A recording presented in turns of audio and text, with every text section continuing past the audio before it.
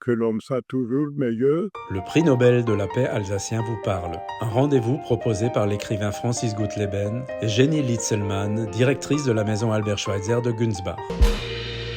Il a beaucoup été répété qu'Albert Schweitzer a été un des premiers écologistes. Cela en référence à sa formule « Ehrfurcht vor dem Leben », le respect de la vie. Mais comment tout cela a-t-il commencé ? Albert Schweitzer le dit lui-même. À l'âge de 9 ans, sa vie a pris une nouvelle orientation. Pour se rendre au collège de Münster, il parcourait matin et soir 3 kilomètres à pied. Il tenait à marcher seul, pour laisser libre cours à ses pensées et à ses observations. Écoutons-le. J'ai souffert surtout de voir les pauvres bêtes victimes de l'insouciance et de la cruauté des hommes. À la même époque, un autre événement l'a marqué. Avec un camarade, ils avaient fabriqué des frondes. Un dimanche matin, ils s'étaient ensuite rendus dans des vignes pour tirer les oiseaux. Albert Schweitzer raconte la suite. Cette proposition me fit d'horreur, mais je n'osais m'y opposer, de peur qu'il ne se moquât de moi, tout en éprouvant de violents remords. Le son salvateur des cloches de l'église de Günzbach a mis fin à la scène. Depuis lors, je n'ai cessé de penser avec émotion et reconnaissance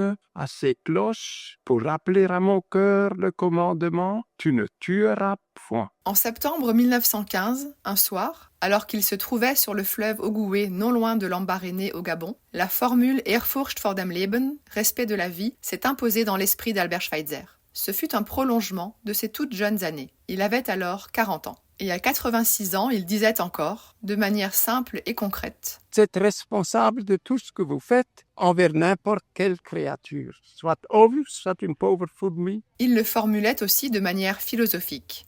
Quand on cherche des manifestations éthiques, on trouve d'admirables histoires. Vous voyez, moi j'ai un chien qui a adopté un pauvre singe. Il le formulait aussi de manière philosophique. Nous sommes en relation avec toute cette vie qui veut vivre. Tout ce que nous pensons sur l'autre être, au fond, ça devient que je comprends que c'est un être comme moi.